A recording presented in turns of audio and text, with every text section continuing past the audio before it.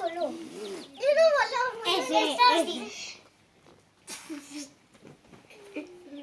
¿Quién echan de El más esto? pequeño es el... Quiero un poco de esto, Loli. Loli, también quiero un poco de esto. No pienso que vamos de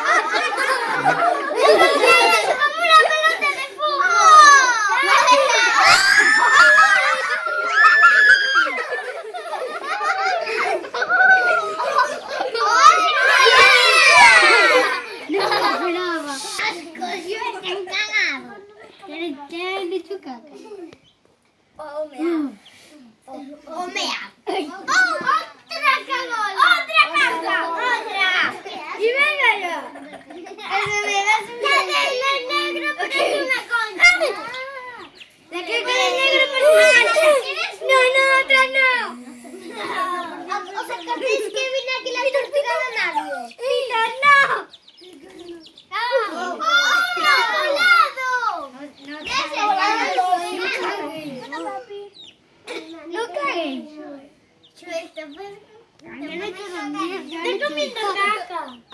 Te van a poner la mano encima. que te van a cagar. Ay, tío, es un truco para que se te suban a la mano. Coges pienso, lo pones en... Y que no coma mierda. ¿Le viste el culo? No. Alguien ha pisado la caca. No toques la caca. Ay, qué no. La chica es las que tienen las alitas un poquito negras. Le he visto las pestañas. Los otros dos son chicos. ¡Ostras, uno me picó! Loli, le he visto las pestañas a una y ya sé cuáles son chicos y chicas. Ay, eso no te funciona bien. Vienen toros. Hay más chicos que chicas. Te vienen No, pero ¿cómo lo sabemos? Hostia, caca, ¿en serio? ¿Dónde? Ahora vienen a nosotros. No estamos calladitos. Sí. ¡Qué monado! ¡Tía!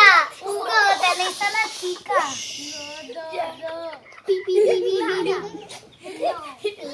No. Voy a coger un poco. Ahí viene la... Que le arrancaron la cabeza. Pegado. ¡Tía, te caí! ¿Qué te cayó, Blanquita? Pajaritos. El negro y el blanquito son los chicos. El otro es la chica. ¿Cuál es el macho? ¡No cagues! Estos dos son machos. Ella es la hembra. Ella es la fea.